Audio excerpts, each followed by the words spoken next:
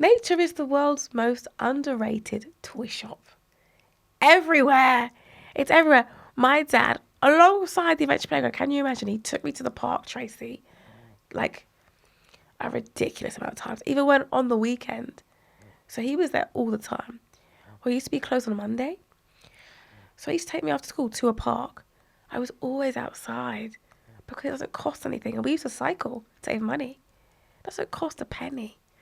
And he used to get leaves, and we would be now transformed into a world where we're now Captain Hook and we're looking for Peter Pan, and you just don't need anything.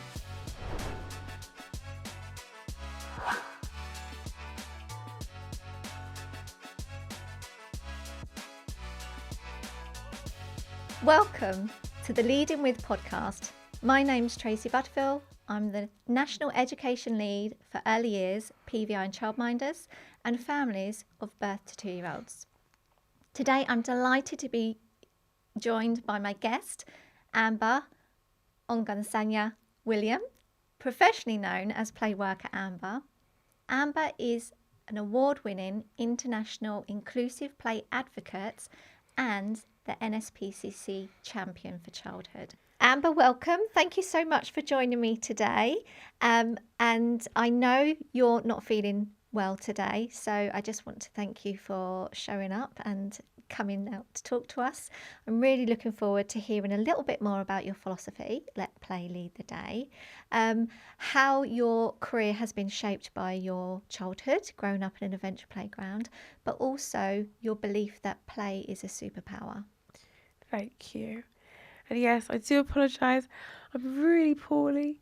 So if my voice sounds a bit croaky, bear with me today. Do you know what I mean? So, should we get started? Yes. Okay. Amber, you talk about how your childhood was spent in an adventure playground and how that shaped your professional career. Can you tell us a bit about what that adventure playground was like for you? Absolutely. So growing up in an adventure playground, it was like being raised in this kind of living ecosystem of imagination and chaos and creativity. Literally changed my life and changed countless lives for so many. Adventure playgrounds, I will always say it, it's a lifeline for families. So let's talk about growing up in one. It wasn't this kind of tidy, neat, everything was perfect sort of adventure playground, matching edges and hedges and equipment.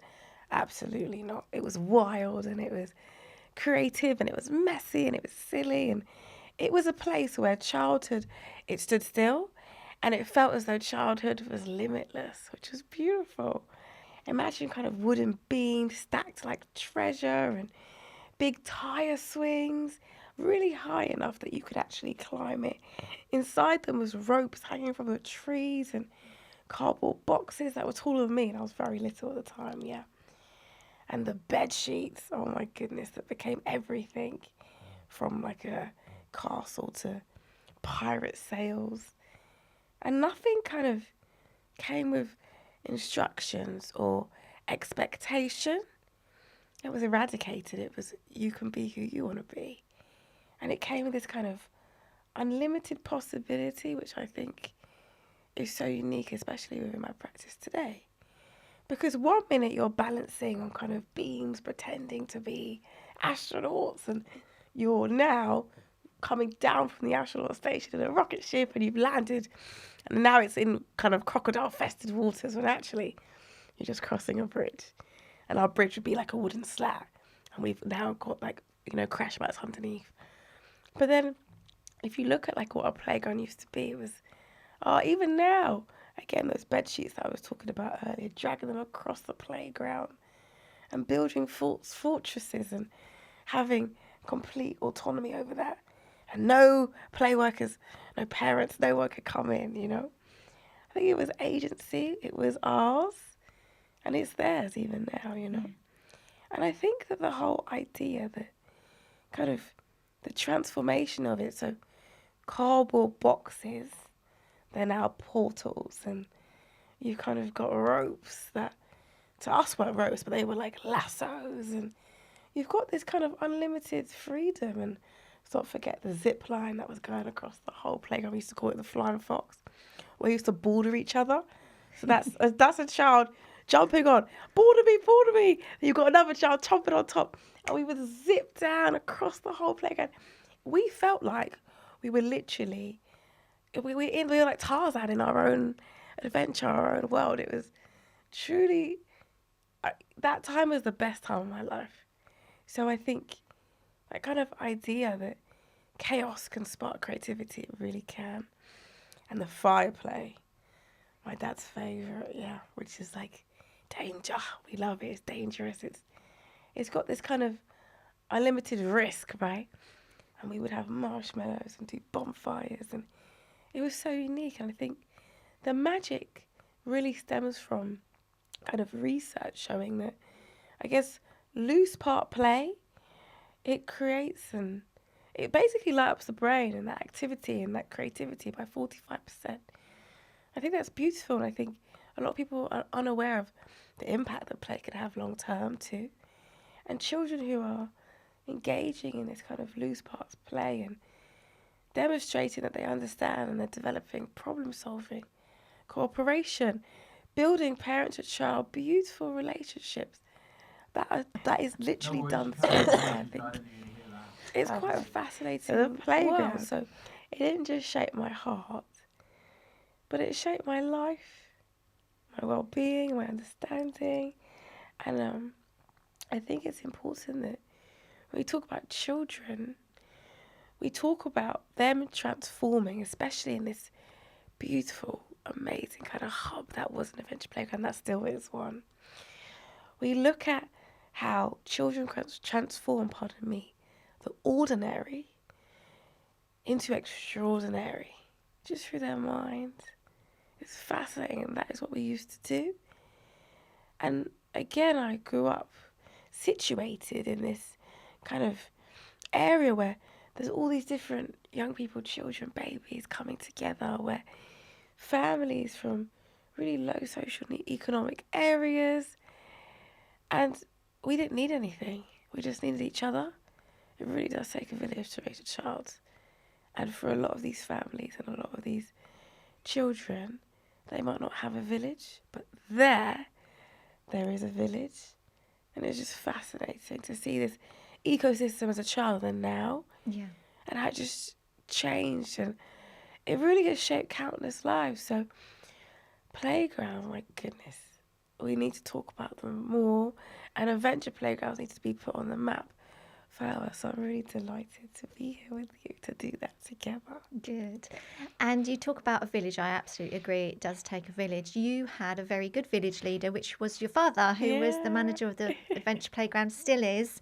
And so how has that shaped your mission to make sure that every child has that same experience that you had, that freedom and that opportunity to learn through play? Yeah, absolutely. So let's talk about my dad. Oh, my dad. Well, I told you a bit about the adventure playground. So my father, well, I call him Pops. I feel like everyone calls him Al or Alex. His name is Alexander William, and he was play worker, senior play worker, manager. He really, to me, is the heartbeat of what an adventure playground is. And he's just changed countless lives and families across East London. He's such a magical person, not just being my father, but he's been there for decades. And I think that's a staple in itself when you have someone who's been there for literally decades. It just changes the dynamics of life and of people, and having a staple. You remember that person who you went to a shop with and they're still there how many years later? He was the kind of grown-up Tracey that never raised his voice. He didn't need to, because he could shape hearts and minds in such a unique way. And he told stories that, it would just light up our world in a nutshell. And he would gather us around the fire pit and all of our eyes are googly wide. And he would tell us stories about how we're now in the jungle and the tiger's over there. They're now a saber-toothed tiger. He used to tell everybody that I was in Pampers, actually, and how I saved him from the tiger, and everyone believes it because we were children. It's like this kind of idea and this kind of imagination, and what if happened, what happens next? And it was fascinating. So for my dad, the way he described this place, which is quite desolate, So we did have amazing structure and wood, and that was built by the community. But some parts of it was desolate, but he would make it this thing. So we were like, oh, we were fascinated by it. So like looking at kind of those wooden beams I was talking about, I might show you a picture. We could put one on the screen. I'll find one. But those kind of wooden beams, they became bridges into, I guess, an unknown universe. And that true understanding of a cardboard box can now be a doorway into a land, I guess, that he would create for us. And there was lots of crash mats. Oh, the crash mats. So, my dad, kind of like a grand unveiling, he would drag these crash mats out. For us, this was like treasure. And basically, we would launch ourselves off, literally. And we're talking a high, these wooden beams and structures. But we were confident that we were those superheroes. And we're going to make it. And I think actually we thought we were like invincible. Yes, I did break a few bones. I can't lie to you. But hey, we're all good now. And I think that shapes my practice today. Because you need the risk. I'm not saying broken bones, but you do need the risk to have, for young people and children to have autonomy over themselves, true autonomy, to believe I could do that. And you've got play workers down there cheering you on, saying, yes, you can, yes, you can. It just changes the dynamic of how we see ourselves as people. Yeah. And especially if you don't have that at home, you don't have your cheerleaders, you don't have the village, you don't have the people, you don't have it. Coming somewhere that has everything to you, oh, it just means more than I think words could actually comprehend. So for my dad, it was funny because we would roll and we would bounce and we would flop and we would collapse in literal giggles with him. And he would just smile as if he knew that like every wobble and every stumble and every leap, we were building something powerful within ourselves. So for my dad, he didn't just run a playground or work in a playground, but he created a world where we felt brave, we felt capable, you know, and completely free. And I think it's that capability, this idea of what are we capable of? Because in different parts of your life, you're told that, you know, you've got a cap on how capable you are of doing something. Whereas here, he would tell you that you could do anything. And I think the fact that he's done this job for so many decades, he has changed the narrative of so many stories and so many children and so many families and so many black young men and boys who might not have a father figure at home, but he confides in, they confide, in him. He really has changed the landscape for so many individuals to show up as themselves, because he shows up as himself. He wears the broken shoes, the broken trainers, the half wrist, like the half kind of scrunched up top, the jeans with all the holes in them, because he's like, I'm just going to be myself, I'm going to have fun. So breaking this kind of social norm of you can't play, as an adult you can. So he really did change lives. And I think so many families, if they were listening to this, and they know Al in East London, he just changed the narrative of what people should be, or what young people and children can be. And he taught us that you could be anything. And I think that's why I'm sitting here today. Yeah, absolutely. And I can see that his passion and his understanding about the power of play really has kind of rubbed off on you. And that's why you're following that mission, aren't you, to make sure that every child has that opportunity, like you say, to build that self-worth, to have that sense of belonging, but also that resilience. You know, being invincible is kind of like a resilience, isn't it? Yeah. You talk about play not just as an activity, but as a universal superpower. You get that, your dad gets that, and I love that.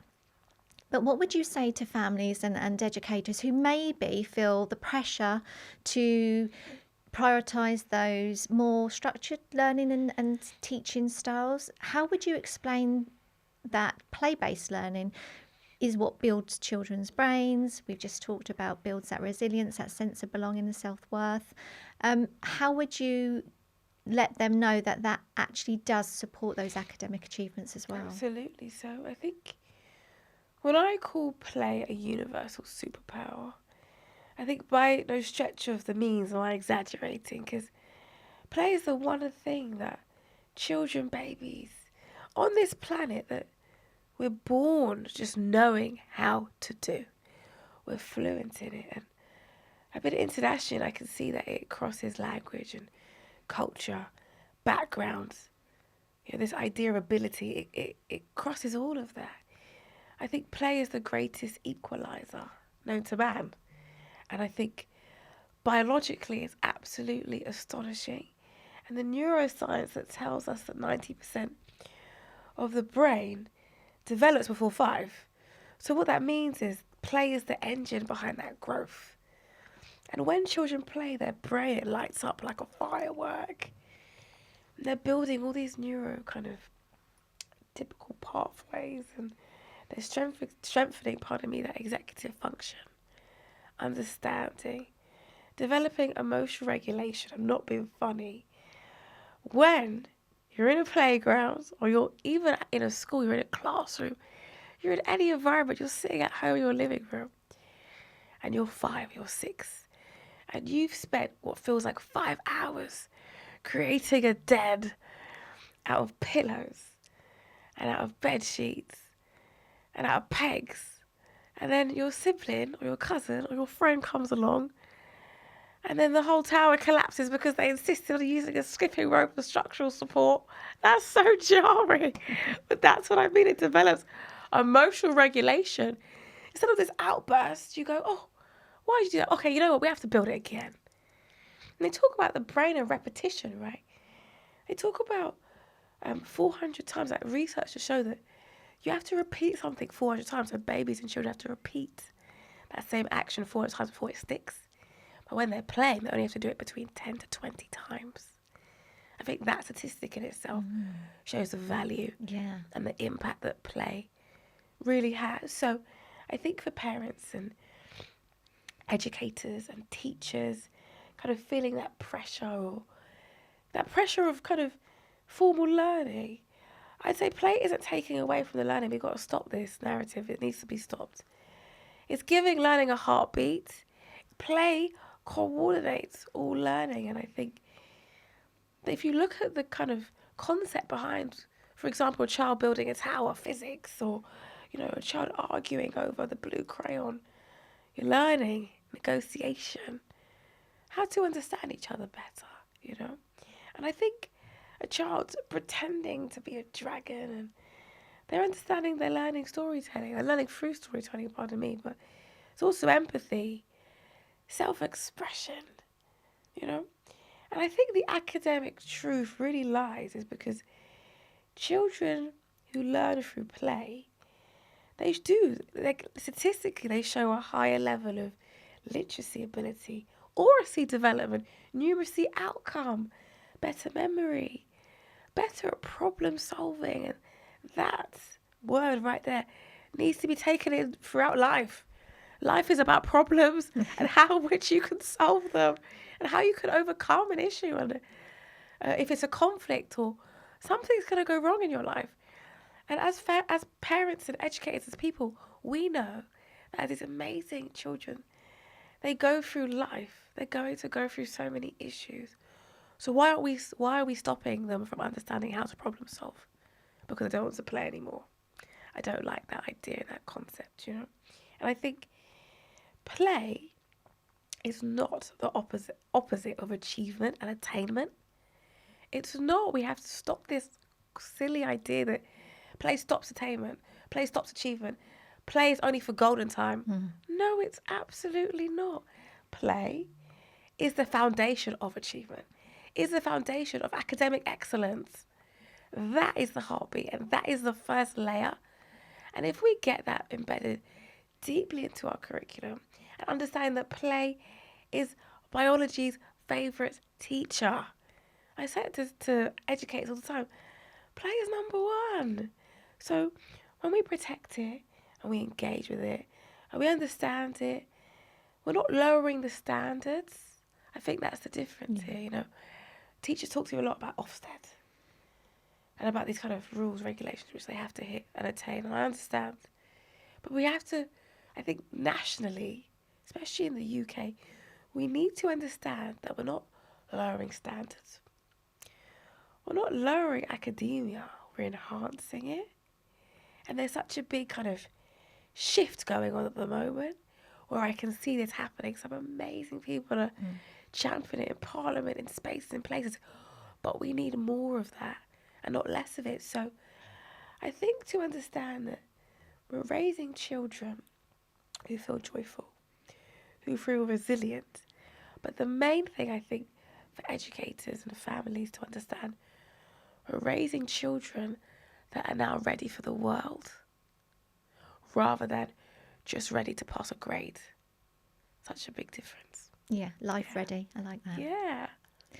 And that really leads me on to my next question, which is about in your beginner's guide to embedding play in the primary curriculum, you talk about play being part of every school day. Let them play, lead the day. And you talk about it needing to be woven in the very heart of education. So what would you say to teachers who might be listening, who might want to have a more child-led discovery type style in their classrooms?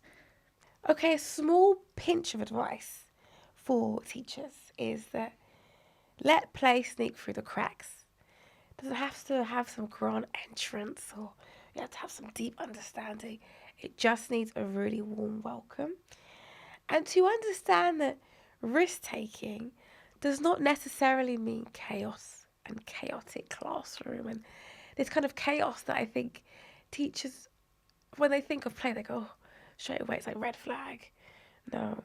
And I think it means giving children the chance to really stretch themselves, maybe in ways that feel exciting, but still safe.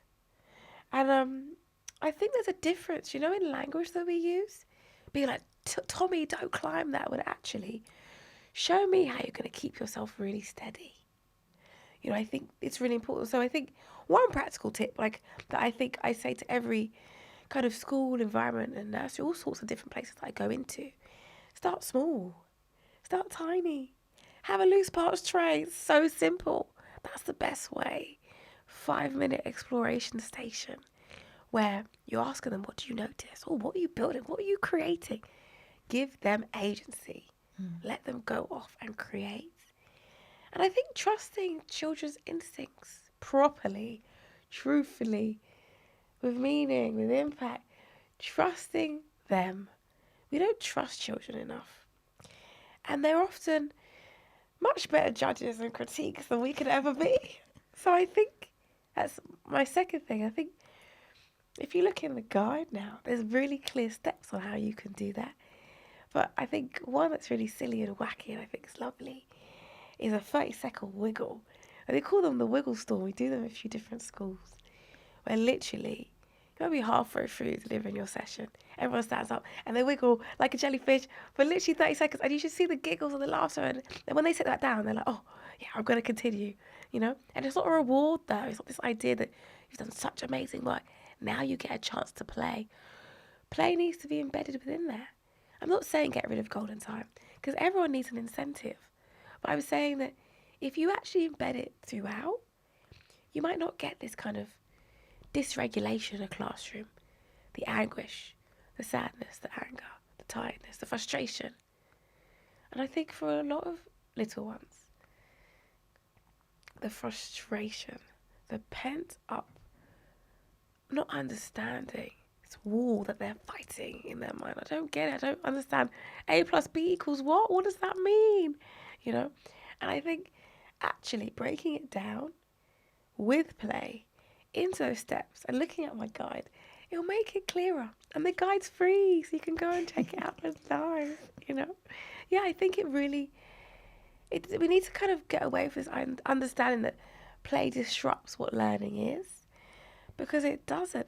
Play is what makes learning feel alive. When you bring Play-Doh into a maths quiz, you should see their eyes light up. It makes it feel real. It makes it feel like learning is part of the real day. And that they're not just in there for academic kind of attainment.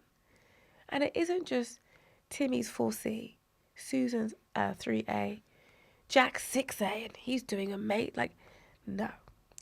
You want to kind of eradicate the label and the stereotype. And of course, we have to systematically have a system that understands where children are at throughout. That goes on from secondary school, primary school, nursery, all the way up, right? College, even at university.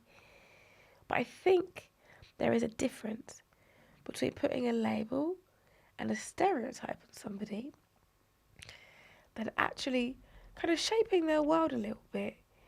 And understanding a classroom can be a place where children don't just follow instructions, but they follow that curiosity of what that instruction can be, you know? And I think, you just see, I think teachers would see a difference, a big difference in their classroom and behaviour management, you know? Yeah. Yeah, I agree. And I think also it's about the teachers understanding that play is not a separate time to learning. It is learning. So valuing that you're actually giving that time to a different style of learning. Absolutely. Rather than, right, we've got to fit that in, but we've got all this learning to fit in first. It's not an add-on, is it? It's not. It's not a luxury, and I don't like this. It's literally a UN right. So why, especially in school, is it this luxury thing that if you do this, then you receive? No. Play is a right for every child. That is how we develop. That is how we're ready for the world. That is how they're ready for the world. So I think this stigma has to stop. That's why I exist, to stop it. Yes. You know? Yes, brilliant. So you've worked with different organisations like Tapestry to share with families how they can support their children in terms of play not needing to have expensive tech or toys. Tell us a few ideas that parents can use to support their child, to spark that imagination like you've had in your childhood, those low-cost, high-joy resources. Love this question. Okay. Free and found play, ideas, concepts, easy, accessible things that you can use. Let's talk about it because this is my favourite. Okay, cardboard boxes. That is the Beyonce, yeah? That is the Beyonce of all play materials. If you have a cardboard box at home, that could be anything. Spaceship, bakery, a secret reading cave. It can literally be anything, yeah? So cardboard boxes. And everyone has one. Do you not have cereal? Yes. Yeah, everyone has a cardboard box and they get a package and Amazon delivery, popular. Use it. Don't throw it away. Let them use it. And they will, you know, and having that kind of trust there. Kitchen utensils. Now, a lot of mums go, oh my goodness, my kitchen utensils. Let them use it. Wooden spoons, microphones, ladles can become, oh my goodness, diggers and pots and pans. Flip them. Let's have a concert. Yeah, it'll be the best concert ever. Get the dad to turn off on the light. Make it into a rave. Absolutely. Easy. Bed sheets. I know parents go, oh my goodness, bed sheets. Bed sheets, pillows, pegs. The best, the best thing you could do for a child, I genuinely believe, is build a den. Because that's what you remember. You remember flipping the pillows with the bed sheets and it's just such a beautiful space. And they feel like they're not in this world anymore. So I think my favourite one is den building, because people think den building, I mean, going off into the woods, and actually you can, absolutely. We used to use wooden slats, woods, sticks. Oh, it was crazy. It was amazing. But if you're at home, you can do that too. And you don't have to have things to build a den.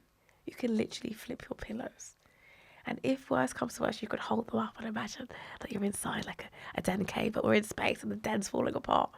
Be creative. And I also think with dens and bed sheets become, superheroes. So my dad's my superhero. What we used to do is get bed sheets and tie them to us. And he used to get the back of that bed sheet. And I was like, I am a superhero. And I believed it wholeheartedly. And oh my goodness, it was amazing. He's like, yes, you are. And he's there. He used to get, a lawnmower my goodness. And like, the leaf blower, pardon me, Yes. and put it underneath. He would tie it down to the chair. And like, I really thought it was chaotic. It was amazing. But real life, and if you don't have a leaf blower, get a fan, or you can literally fan it yourself. Making them to believe that they are a superhero. And what superhero can they be? And shadow theatre. Now, people don't know me, I absolutely love theatre, especially children's theatre. Shadow theatre at home is so simple, Tracy, but I think a lot of people think it's difficult. You have a phone with a torch? Yes, most people have a phone with a torch. If you don't have a torch, you can use a lamp, you can use a light, you can use anything that has a bit of light to it, right? You get a bed sheet, you can pin it anywhere in the house. Normally you want it with a little bit of like, again, something that's see-through. Literally do a puppet show. You don't need things. People go, oh, I don't have socks, or I don't have this, or I don't. Literally, even if you have your fingers, you can create an amazing puppet show, sort of like vibe, energy. It's just beautiful. I think shadow puppets are so underrated at home. You can now become the snail. You can now become a dog. You can now become a butterfly. And especially those toddlers, they absolutely love it. And I think it's hilarious. And I think, mums, I feel they're so good at this. Being the narrator of the story too. And in parents and carers and everyone, I think such an easy way to do so, which doesn't require a lot. Literally, if you have pegs that you put the laundry on, bed sheet, and your fingers, or a sock. And if worse comes to worse and you want to be even more creative, you can actually create your own puppets out of cardboard. Cut them out with holes in their eyes. You can create a stick figure. And now you've created a whole narrative. And this is when I spoke to you about oracy development. Yeah. It's amazing. It's changing their literal language through play. So I think, those ones are important. Now, ultimate favourite, top tier, nature. Sticks, stones, leaves, conkers. I will always say it. Nature is the world's most underrated toy shop. Everywhere. It's everywhere. My dad, alongside the adventure playground, can you imagine? He took me to the park, Tracy, like a ridiculous amount of times, even when on the weekend. So he was there all the time. Well, he used to be closed on a Monday. So he used to take me after school to a park. I was always outside because it doesn't cost anything. And we used to cycle to save money. It doesn't cost a penny. And he used to get leaves, and we would be now transformed into a world where we're now Captain Hook and we're looking for Peter Pan, and you just don't need anything.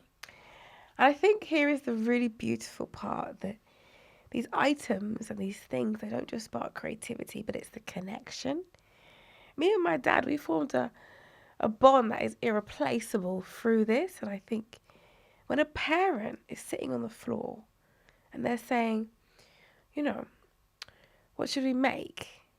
The child interprets that as, I'm here, and I'm listening to you, and I'm understanding you, and I want to support you.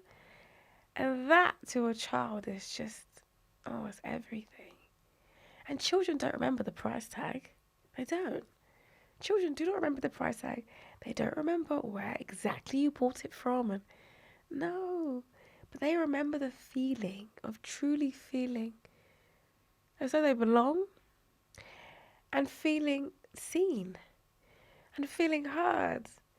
And I think the main thing here is really feeling as though you're invited to play. That, for me, I think is everything. And that, I think, is for so many children. And I'm sure you have moments in your life that you remember someone invited you somewhere. Mm-hmm.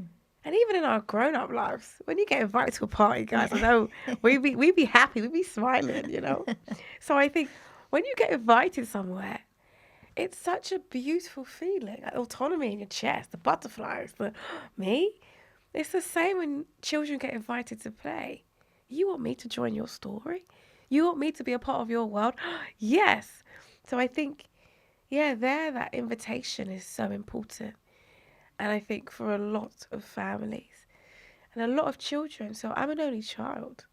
So being invited to play, whether it was my father, whether it was a friend, whether it was a child that I just met, it changed me. I was like, oh my goodness, really? it just gave me this bubble of excitement. And then our worlds, these two separate bubbles, now they become one. So it's beautiful. Yeah. Lovely. But you are the NSPCC's Champion for Childhood, but you're also, as I said at the start, an award-winning global inclusive play advocate. What do those roles mean? Let's talk about it. So let's talk a bit about inclusion first, I think. So inclusion, to me, but it's not just professional, it's very personal. I really know what it feels like to be a child standing out on the outside, at school. I really felt invisible, I felt isolated, I felt alone. I really felt misunderstood. And I was a very poorly child, so I was in and out of hospital, which means missing chunks of academic prowess, understanding. And I left school, no GCSEs or little to none, and carrying this quiet belief that, I wasn't capable, or I don't know, I'm not clever, or I'm not built for a world that everybody else really seems to easily kind of sail through. And it was so frustrating. And I'm really fortunate that when I was in hospital, when I was in school, I had this place in the back of my mind. I got to get to that playground.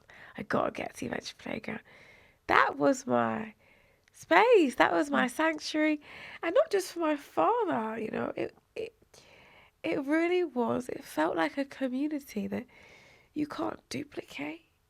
So it was kind of this place or this one space where I didn't feel behind or different, Neither or. I actually felt like I could just be, And I was welcomed and I was trusted and I was allowed to just be myself.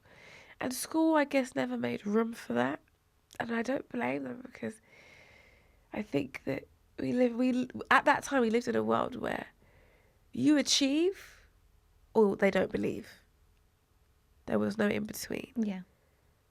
They loved the students who would get the amazing grades, and the rest of us, we were at the bottom of the barrel, And I think it was just so eye-opening, because looking back, I'm like, thank goodness I had a space. I would have given up. I was in ICU, like I was really ill, and I remember saying to the nurse who I had, she's beautiful, she was like, you're going to do it, right? Let's do loom bands. And I know you love to play. I know you talk about the playground all the time. And I couldn't even talk to her properly. But as I was getting better and I was healing and I was growing, and I was like, okay, I'm determined. She's like, you want to go back to school? Every time she said school, I would go, might as well stay here. But when you said playground, I was like, I'm determined to get back. So what do I have to do? How can I improve? Walking, talking, learning the steps again. And the playground, I guess, it held me so tightly that it changed my story. So I guess now, as an NSPCC Champion of Childhood and advocate for inclusive play, such a big difference between just play, inclusion, right? It carries that kind of memory that I spoke about the past to now. It carries me through everything that I do. So not just kind of designing those environments for the communities, but designing it with them, co-creating it with them, honouring every family's ability, culture, religion aspect, their simple way of being. We don't do that enough. And together, I think, I'm able to create a space, and spaces, which I have done, where I guess imagination feels really safe and not used, but cherished. And that what if and the power of the imagination is now possibility, where every child, and I mean every single child, they can step into that magic, but without any hesitation. Because I just know what it's like when you're at these big gates in a school, for example, and you're so hesitant to leave your mum because you think, what am I going into? I don't fit in, I don't belong, I don't want to be here. So these play environments that I curate, that I work with amazing institutes and companies on, we want to eradicate that fear, where it's not fear anymore. But actually, it's that belief that you're with us. Because I really truly think, Tracey, that no child should ever feel like I once did. You know? I had a reading age of, it was crazy. Like, it was so low within my life. And it was such a hard school, primary school to secondary school. The racism, the literal verbal abuse from teachers, the constant ideology that I got told you can do nothing. It's awful. And I think that no child should ever in their whole life be made to feel like that. And I think every child really deserves a space that actually talks to them and actually whispers to them and says that you belong here. So I think we have to change the narrative. And not just in education, but throughout life, in family hubs, in community environments, youth clubs, adventure playgrounds. We need to make everybody feel comfortable and to feel safe and to feel cherished and to feel valued. Once you embed value on a child, it changes their landscape of how they see themselves and how they want to show up in society. And this whole kind of, concept about being a good citizen or a good person, it starts with, are they hearing words of affirmation? Are they seeing themselves in the stories that we're talking about? Yeah. So important. Because, then you're going to get young people, children who are lost, who are alone, who have no hope because they might not have that. We don't all come from perfect families. And I think that's really important. You don't have to come from a perfect family to know that you belong here. It's not real. And your lived experience and what you've been through, and for children to know, that makes them even more powerful. So I really want to eradicate the stereotype and to have inclusion and real quality of practice at the heart of every space that I work in and that I co-create with. And I can tell you a little something cheeky. I'm working with a wonderful company at the moment where we're creating a really amazing, unique space that is it's gonna touch so many different families from across the UK. And that is at the heart of what we're doing. So yeah. That's brilliant. I'm really pleased that you're able to use your roles and your knowledge to make those play spaces inclusive. Like you say, every ability, every background, so that no child is missing out on the magic of being able to learn through play. That's really, really lovely. So, Amber, you've had a busy few months. You've interviewed the Secretary of State. You've had an audience with the Duchess of Cambridge. And you've recently received an award for services in the community. Tell us about how these big moments are helping you to achieve your mission to support every child to have that right to play. So yeah, I agree. These few months have been extraordinary. Thank you everybody for supporting me. I really appreciate it. I think interviewing Secretary of State and meeting with the Duchess of Edinburgh, she's wonderful, the NSPCC and Baby Steps launch. And yes, receiving an award for your commitment to the community. I'm a community girl. Everyone knows this. Yeah. It's really humbling. But it gets me emotional. I'm not going to get emotional today, guys. I'm ready poorly. Can't get emotional too. But because for me, these moments aren't about status. It's about access. And every time I step into a room that I'm invited to be in, I carry all the children that I've worked with me. And the voices and their needs. And their understanding and the right that they have to play, I think. Yeah, and I think the right to feel supported. And these moments, they don't help amplify, they do, help amplify our mission, but they help support that too.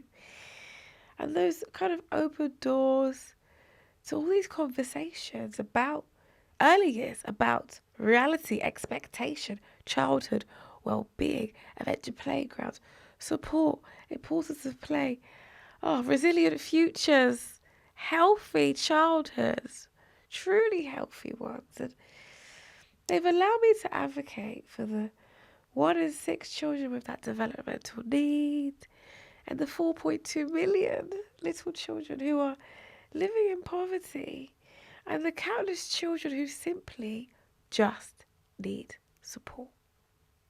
I need to remember that, again, play is not an option.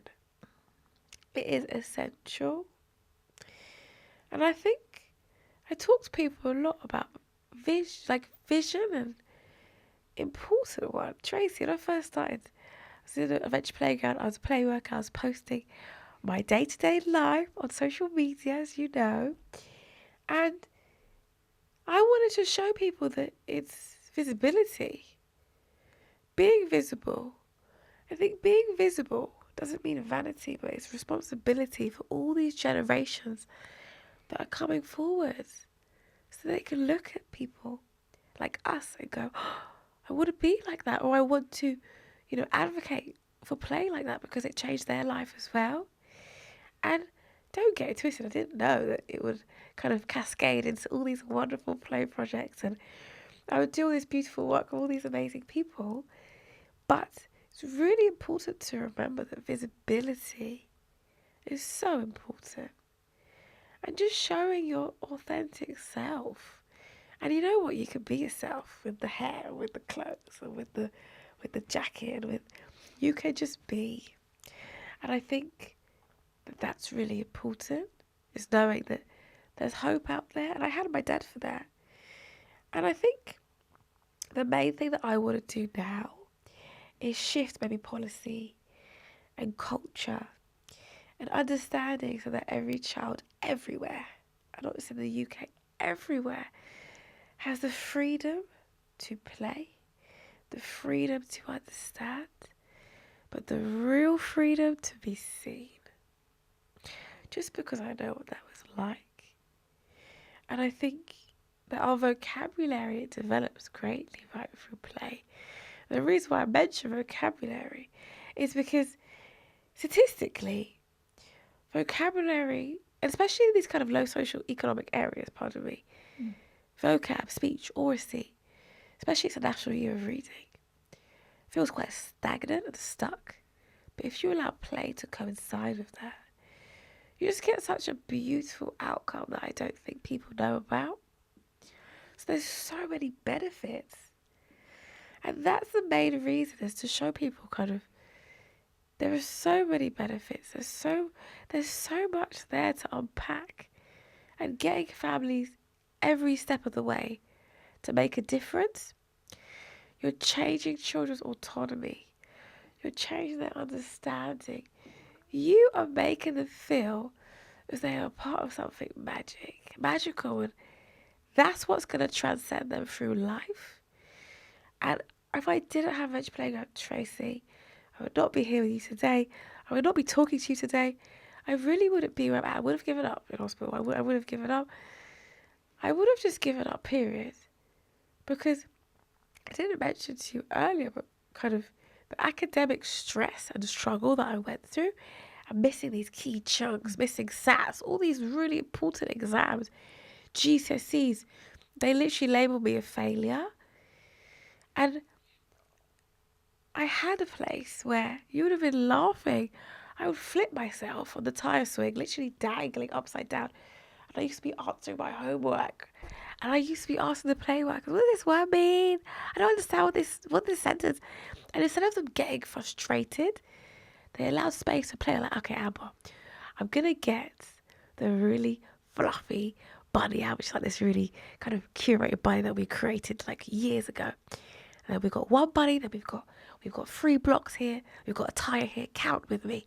These simple steps, these simple milestones. And I think if I didn't have these amazing play workers, like Jansu, Tyler, the people that I can remember, Sam, they changed my world. Richard, my dad, Victor, all these people from really young to now, they changed the world. They changed the way I see the world. And that's why I have the drive to never give up. Now if something goes wrong, I'm like, I've fallen off the tire swing 20 times. I've broken my arm. I could do that again, So it changed the idea that if you fail, that's it. No, you're not. You're not a failure. You're not. And don't get it twisted. I think young people, children should strive really hard to do well. GCSE, SATs, really, really try your best because it opens doors so much easier. But I'm living proof of what play could do, like a blueprint, like what it can do for you. Because I left no GCSEs struggling to then actually I was like, I could do it. Retaking, doing this, going to college, going to university. It's really funny because at one point, Tracey, I thought dissertation was like a dinosaur or something, or you know what I mean? But then I got my first class honours degree and I went off and I studied inclusion and understanding what that truly means. And looking at equity and looking at all these amazing qualities that can create spaces that I was in. That is what I wanted to do. And the fact that I'm doing it, I get emotional because the fact that I'm doing it now is crazy. Didn't think it was possible. And I want to show people play is not an option. And I think for all the play workers out there, play professionals out there, early years leads out there, especially the play workers though, we're paid little to nothing. But the only way you can change that is by showing up, doing your job so wholeheartedly. I don't want them to give up, because you can give up, because it's not a career. Make it one. You can. It's hard and it's not easy. And oh my goodness, Tracey now, she's my friend. It's been a challenge. But you can do that. And I want to show people that being a play worker is beautiful. Being a consultant is amazing. And eradicating this idea that, like, we're the bottom of the barrel. No, we're not. Maybe to them we are. I know I ain't. And I know for a fact that they're not either. So I want to change it. And that's the main kind of, I said main about 3 times, but that's one of the big parts that I want to change, is the understanding that play workers, they need to exist. You know? They need to exist.